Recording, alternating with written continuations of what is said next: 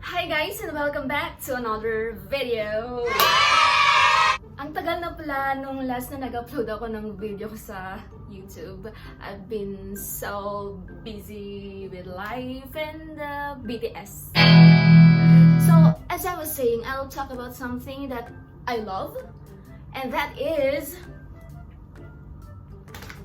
Okay, I should have a prop. Books! Yeah, finally I'll be talking about books. Let's start with non-fiction. First book that I'm going to talk about, and I'm definitely recommending it to everyone, most especially those who are aspiring writers, is this non-fiction book by Stephen King titled Onwriting, a Memoir of the Craft.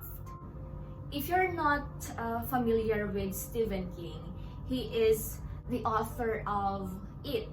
You know the movie It with Pennywise? It's a horror movie. So he's the author of that. He's also the author of major horror films like Gerald's Game and Carrie.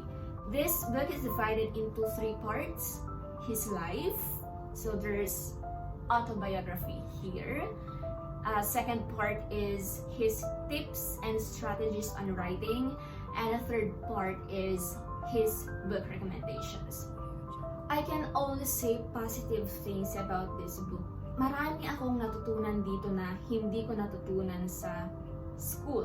As you all know, mahilig din akong magsulat, and I think this is my writing Bible. I can read this over and over again without getting tired. Like, there will be a new lesson every time I read this book. Alam mo yung very educational, but it's also entertaining and funny. Maganda siya talaga. Very inspiring din yung libro na to kasi sinabi niya yung mga experiences niya. He started writing at an early age and he received so many rejection slips. Use these rejection slips to be able to persevere and always take every opportunity to improve. Mga lessons na natutunan ko dito. Number 1, sabi ni Stephen King, a writer needs to have a toolbox. Toolbox, lagayan ng mga tools, just like in carpentry or engineering. Yung writer daw may toolbox, and na-divide siya sa 4 levels. Yung first level is your vocabulary and grammar. As a writer, dapat wide yung vocabulary mo and may alam ka tungkol sa correct structure ng writing, ng grammar. Of course, that is a must. Second level of your toolbox is the style and the sentence structure. He also said that you have to avoid the passive voice and to reduce adverbs when writing a dialogue. The third level of the toolbox is description and character development. He said that you have to make your characters come alive. Use your experiences to make these characters come alive. Observe your environment, observe how people talk, and integrate this into your writing. The fourth level of your toolbox deals with the revisions of your novel or any writing. In addition to that, Stephen King also writes fast. Sabi niya kaya niyang magsulat ng 2,000 words a day. He said that I have to write rapidly para hindi mawala yung enthusiasm ko sa pagsusulat and para ma-ignore ko yung self-doubt. Okay, so that's it for book number 1, On Writing by Stephen King. I will give that 1,000,000 stars. Sorry guys, I'm a bit hungry, so let's talk while I'm eating. This is the Indian turon. It's only 1 dirham. Okay, so the second book that I will never ever lose in my life is this novel about war by Khaled Hosseini. It's titled A Thousand Splendid Suns. It's way better than The Kite Runner because it talks about so many important themes like domestic violence, about suicide, about abuse, war, family. As a matter of fact, everything. It's like he packaged all those themes inside this masterpiece. So what is this A Thousand Splendid Suns about? It has 3 parts. The first part is the story of Mariam.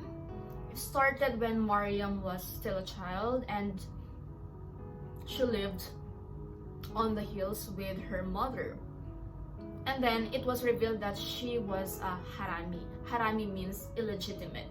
The first part is really depressing. And when you go to the second part, it's more depressing. And it's the story of Layla. Layla ay super talino na bata, pero andun rin siya sa dysfunctional family. Kasi to think of it, hindi ako makapag-hate ng tao, pero sa character na si Rashid na yan. Never hate a character in a book as much as I hate Rashid. Yung third na part ng novel ay yung pag-elope, pagtakas ni Mariam and Layla from the sadistang Rashid. So, it's for you to find out if nakatakas ba sina Mariam and Layla.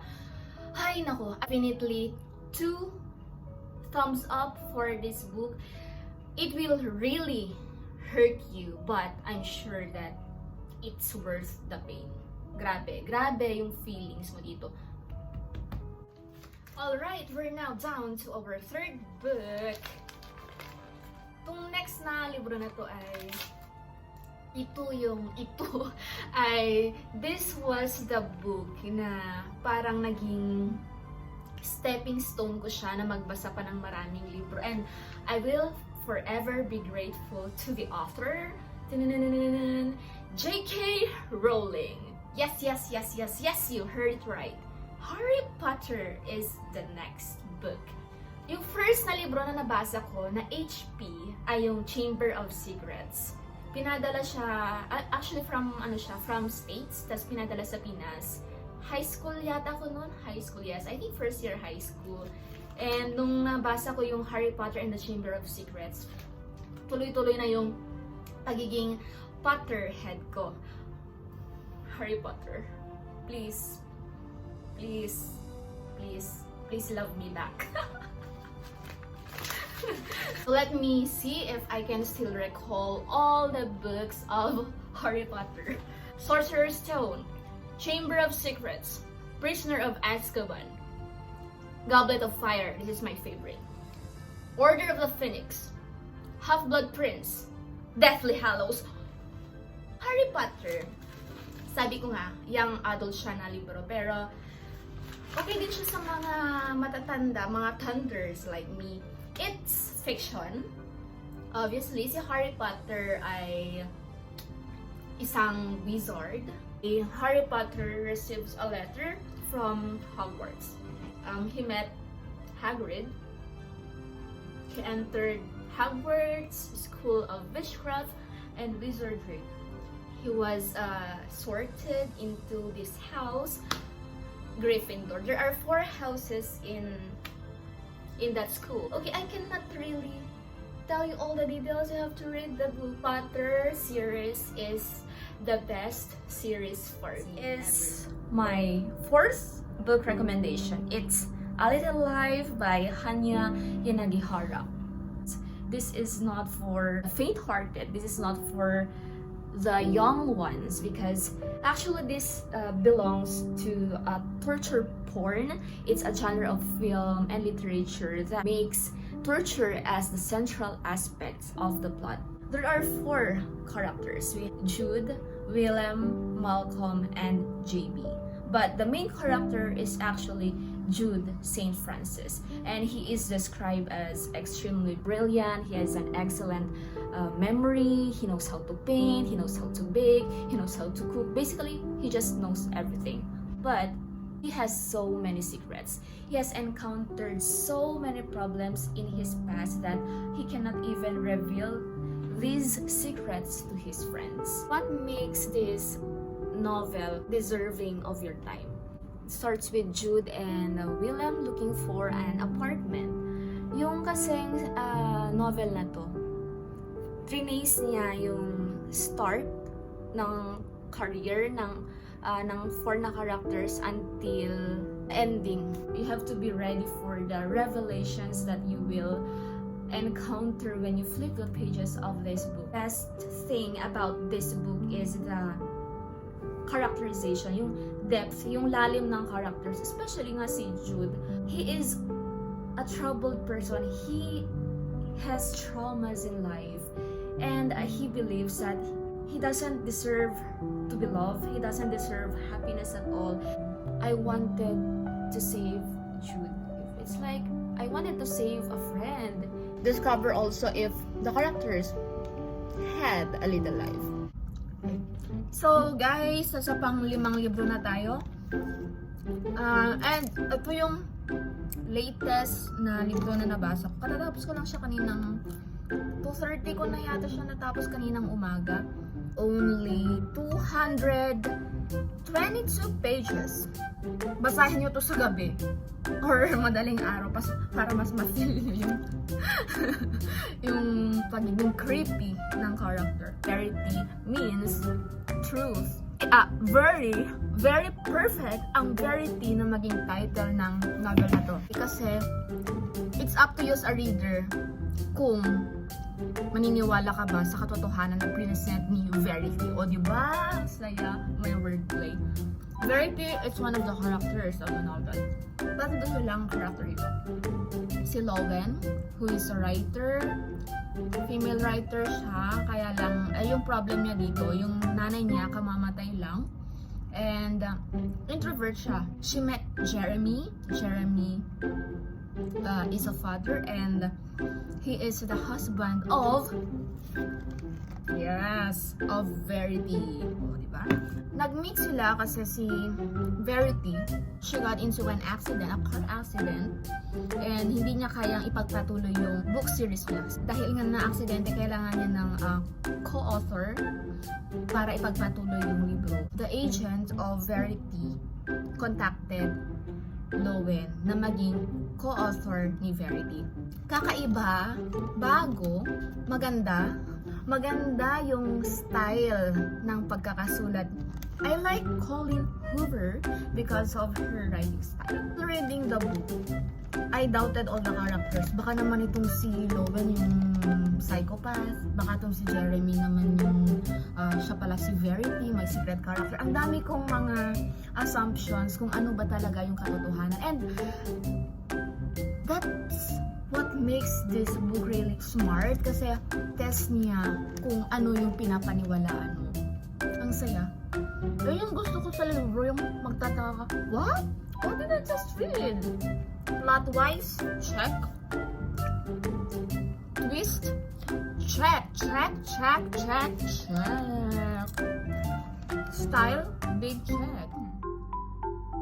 Okay, so the next book is, I think there is no adjective invented yet to describe what this novel can do to your heart, to your soul. It's magical, it's heartbreaking, it's heavy. It's not your typical love story or romance story. This book is written by Jojo Moyes, and it's actually a series, Me Before You. The title seems or sounds selfish, but it's actually not. So what is this novel all about? You have Louisa Clark and Will Traynor. Louisa Clark works at a cafe, but then the cafe closes, so she's looking for a job, and she gets this job of being the caretaker of Will Traynor. Will Traynor used to be a daredevil, used to go to so many adventures and travels, but one day he got into a car accident which made him quadriplegic. He could not move. While I'm talking about it, let me just eat my lunch. It's very late. It's 5 p.m. here, but Will Traynor is trapped in his wheelchair. Actually, it's what first person point of view. It's from the point of view of Louisa, or Lou. That is her nickname. They have opposite personalities. Si Louisa Clark, she's funny, she's quirky, she's friendly, she even wears colorful costumes. Pero si Will, since nga na-aksidente siya, naging serious pa siya sa life and moody. Sabi nga ng mother ni Will Trainer, he is not the easiest person to deal with. Eventually, naging close sila and ayun, nagka-inlovehan. But then, Louisa learns that Will Trainer is scheduled to have this assisted suicide in Switzerland. Pero ang tanong, tinuloy nga ba ni Will ang pag-suicide? Ito siguro yung love story na parang gusto mong maging ganito rin yung love story mo because it's such an act of pure selfless love. Pero at the same time, ito rin yung love story na parang ayaw mo rin na magkaroon ka kasi masakit. Will Trainer, very encouraging siya towards kay Clark. Dami niya mga sinasabi na words of wisdom para tong si Clark hindi siya mag-settle for less. Louisa Clark kasi parang she was a simple woman. Kontento na siya kung ano man yung ginagawa niya. She doesn't want to explore more. She doesn't even want to move out from their place. So, ayun na nga. Me Before You by Jojo Moyes. My number 1 romance novel of all time. And I'm not yet done eating my ramen.